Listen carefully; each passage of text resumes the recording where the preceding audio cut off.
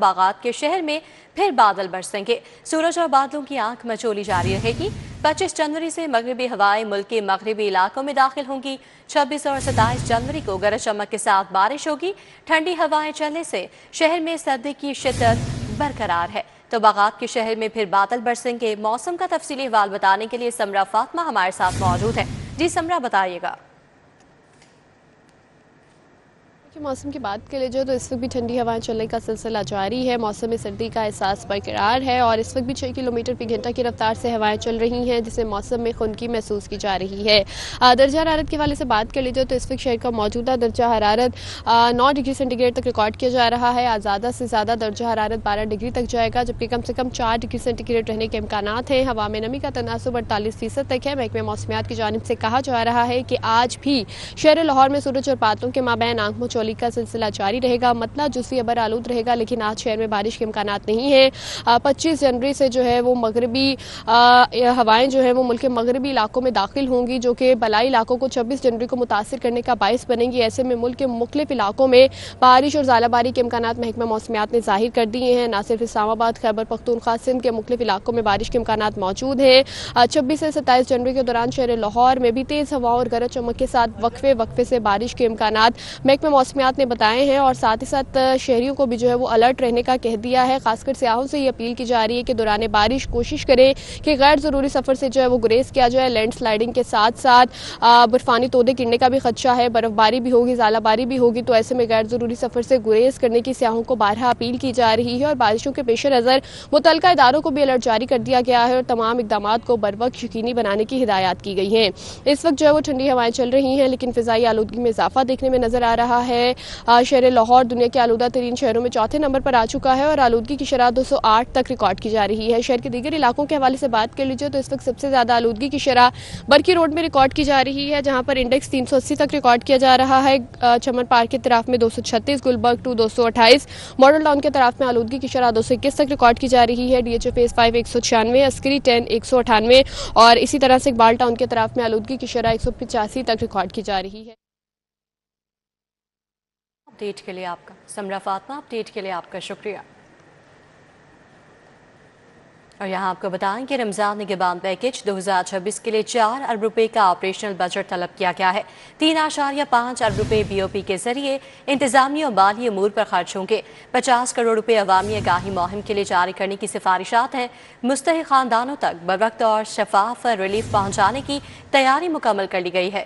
Data management اور جدید نظام کے ذریعے ترسیل کو یقینی بنایا جائے گا۔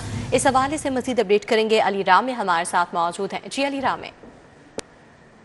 26 کے رمضان پیکج کے لیے تیاریاں جو ہے وہ شروع کر دی گئی ہیں، اور اس کے لیے وزیر اعلیٰ پنجاب کو سوشل پروٹیکشن اتھارٹی کی طرف سے باقاعدہ ایک بریفنگ جو ہے وہ دے دی گئی ہے کہ اس سال رمضان کے اندر پیکج جو ایک 30 ارب روپے کا حکومت ڈسٹریبیوٹ کرے گی، وہ رقم کس طرح سے تقسیم کی جائے گی۔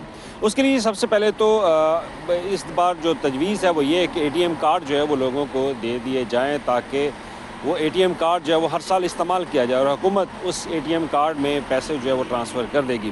10,000 روپے ماہانہ کی بنیاد پر یہ رقم دی جائے گی، یعنی کہ رمضان کے مہینے کے حوالے سے، اور اس کے لیے 30 ارب روپے کا رقم بجٹ جو ہے وہ آلریڈی ایلوکیٹ ہے، لیکن 4 ارب روپے کے آپریشن اور ایکسپینڈیچر ہیں وہ اس بار تخمینہ لگایا گیا ہے، اور اس کے لیے 3.5 ارب روپے وہ بینک آف پنجاب کو دیے جائیں گے۔ بینک آف پنجاب نئے کارڈ جو ہے وہ بنائے گا، اور کارڈ بنانے کے ساتھ ساتھ ہر تحصیل سطح پر ان کی طرف سے کچھ کیمپ سائٹس جو ہے وہ لگائے جائیں گے، اور ان کیمپ سائٹس کے اندر شہریوں کو جو مستحقین ہیں ان تک یہ اے ٹی ایم کارڈ پہنچائے جائیں گے۔ اس کا طریقہ کار وہ یہ ہوگا کہ وہ اس کیمپ سائٹ کے اندر جا کے وزٹ کریں گے، وہاں پر ان کا آئی ڈی کارڈ، ان کے جو موبائل سم ہے وہ آئی ڈی کارڈ پر ہوگی، تو ان کی رجسٹریشن جو ہے وہ کر دی جائے گی۔ اس کے بعد ان کو ایک اے ٹی ایم کارڈ دے دیا جائے گا، اور اے ٹی ایم کارڈ ملنے کے بعد وہ رقم ان کے اے ٹی ایم کارڈ میں ہوگی، وہ جب چاہیں وہ کیش جو ہے وہ نکلوا سکتے ہیں۔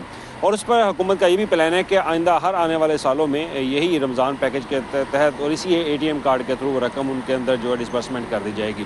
اور اس کے ساتھ ہی جو 4 ارب روپے کا آپریشنل ہے اس میں 500 ملین یعنی کہ 50 کروڑ روپے وہ صرف آگاہی کی مہم کے لیے جو ہے وہ دیے جائیں گے، تاکہ لوگوں کو آگاہ کیا جائے، معلومات دی جا سکے کہ کس طرح سے وہ اپنا اے ٹی ایم کارڈ جو ہے وہ اپنے متعلقہ تحصیل کے اندر وہ لے سکتے ہیں۔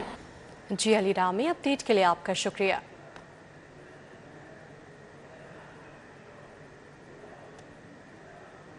वासा का 1 अरब के ऑन सोर्स फंड से 2 नए वाटर स्टोरेज टैंक्स बनाने का फैसला है। वासा लक्ष्मी चौक और यूईटी से मुल्हका 2 नए टैंक्स बनाएगा।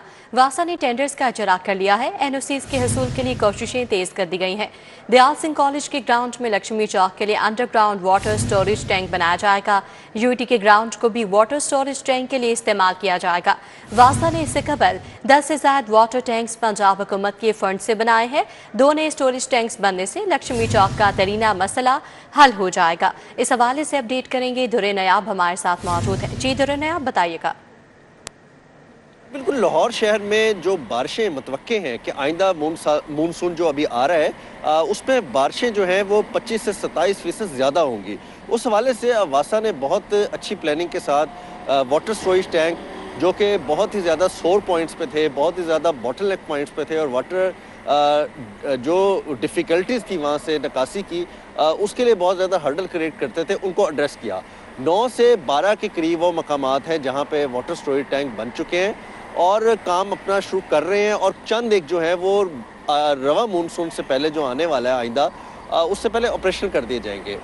अब वासा ने प्रायोरिटी पे पहली दफ़ा ऑन सोर्स अपने बजट से वाटर टैंक बनाने का फैसला किया था, जिसमें अब 2 वाटर टैंक फाइनल कर लिए गए हैं और उसके टेंडर भी जारी कर दिए गए हैं, जिसमें यूईटी के सामने और लक्ष्मी पे दयाल सिंह कॉलेज के जो ग्राउंड है उसमें ये वाटर टैंक बनाए जाएंगे। इस हवाले से जो एनओसी का हसूल है वो किया जा रहा है। दयाल सिंह कॉलेज से हायर एजुकेशन का एनओसी वो लिया जा रहा है, यूईटी से भी जो है यूईटी इंतज़ामिया से एनओसी लिया जा रहा है और एमडी वासा का कहना है कि ये एनओसीज मिल जाएंगे जिसके बाद बाकायदा काम शुरू कर दिया जाएगा और वाटर टैंक्स जो है अपडेट के लिए आपका बहुत शुक्रिया। शॉर्ट सर्किट, करंट और आग लगने के वाकयात के खात्मे के लिए मास्टर प्लान तैयार कर लिया गया है।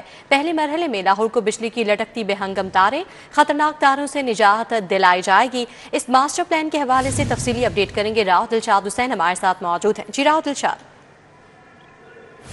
बिल्कुल जी, वज़ीर आला पंजाब ने लाहौर समेत गुंजान आबादियों में जो लटकती तारें हैं इनका ना सिर्फ नोटिस लिया बल्कि इस हवाले से एक बाकायदा स्टीयरिंग कमेटी भी कॉन्स्टिट्यूट कर दी। आपके बताएं कि पंजाब हुकूमत ने शॉर्ट सर्किट, करंट और आग लगने के वाकयात के खात्मे के लिए बाकायदा एक मास्टर प्लान तैयार किया है। मास्टर प्लान के तहत पहले मरहले में लाहौर को बिजली की लटकती बेहंगम और खतरनाक तारों से निजात दिलाई जाएगी। बसंत पर नाखुशगवार हादसा रोकने के लिए अंदरून शहर से बिजली की कातिल तारों के खात्मे का आगाज होगा। बिजली की तारों को जमीन डोज करने के ऑपरेशन के दौरान मुतबादिल सप्लाई लाइन को यकीनी बनाकर शहरियों को लोड शेडिंग की अजियत से बचाने का भी हुक्म दिया गया है। पूरे लाहौर को 3 जोन में तकसीम करके बिजली के तार अंडरग्राउंड करने की तजवीज जो है वो उसका जायजा भी लिया गया है, जबकि हाउसिंग स्कीम्स में अंडरग्राउंड वायरिंग लाजमी करार देने का असूली फैसला किया गया है। स्टीयरिंग कमेटी कायम कर दी गई है। सूबाई वजीर फैसल खोखर जबकि लेस्को, हाउसिंग और लोकल गवर्नमेंट हुकाम भी इस कमेटी में शामिल हैं। शॉर्ट सर्किट से लगने वाली आग और जानी नुकसान के मुस्तकिल सद्देबाब के लिए वजीर आला पंजाब मरीम नवाज शरीफ ने हंगामी सेफ्टी प्लान भी तलब किया है। ब्रीफिंग में बताया गया है कि लाहौर में 40,000 किलोमीटर बिजली के तार और 50,000 किलोमीटर इंटरनेट केबल फैली हुई है। कराची, गुल प्लाजा जैसे सानियात से बचना चाहते हैं, अवाम का तहफ़्फ़ुज़ हमारी जिम्मेदारी है, ये कहना था वज़ीर आला पंजाब का। उन्होंने मजीद कहा कि बारिश के दौरान बिजली के तार हादसात का मौजब बन रहे हैं जिनका तदारुक जरूरी है। बिजली के बेहंगम तार देखने में ही बुरे नहीं लगते बल्कि इंसानी जानों के लिए मुस्तकिल खतरा का बाइस बनते हैं।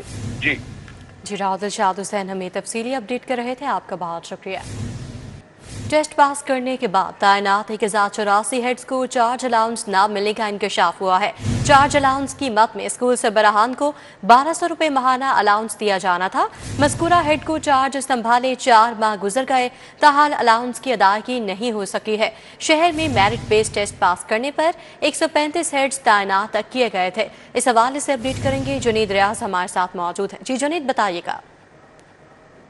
और समेत पंजाब भर में जो operational head, merit based heads तैनात किए गए थे जिनकी तादाद 1084 है, وہ چارج الاؤنس سے محروم ہے اور ان کو 1200 روپے ماہانہ جو ہے وہ اضافی طور پر چارج الاؤنس دیا جانا تھا، جن اسکول سربراہان نے ٹیسٹ پاس کیا تھا اور وہ ٹیسٹ کی بنیاد پر ہیڈز تعینات ہوئے تھے۔ لاہور میں ان کی تعداد تقریباً 135 ہے اور ان ہیڈز کا جو چھٹیوں کا کنوینس الاؤنس ہے وہ بھی کاٹ لیا گیا، حالانکہ وہ اسکول میں حاضر رہے ہیں اور اس کے باوجود ان کو ہیڈ تصور نہیں کیا جا رہا۔ اس حوالے سے اساتذہ نے مطالبہ کیا ہے کہ فوری طور پر صوبائی وزیر تعلیم نوٹس لیں اس بات کا اور انہیں بھی ہیڈ تصور کیا جائے، اور محکمہ خزانہ اور کلیریکل اسٹاف جو ڈپارٹمنٹ ہے وہ جو ہے ان کو چارج الاؤنس دے تاکہ وہ بھی اپنے معاملات جو ہیں اسکول کے مالی معاملات اور دیگر معاملات بآسانی جو ہیں وہ چلا سکیں۔ جی جنید ریاض، اپڈیٹ کے لیے آپ کا شکریہ۔ یہاں آپ کو بتایا ہم تبادلوں کے حوالے سے تو آئی جی پنجاب کا 36 اے ایس پیز اور ڈی ایس پیز کے تقرر تبادلوں کا نوٹیفیکیشن جاری۔ Wajih Ulhassan Rizvi D S P operation Baghbanpura Lahore تعینات کر دی گئی ہے۔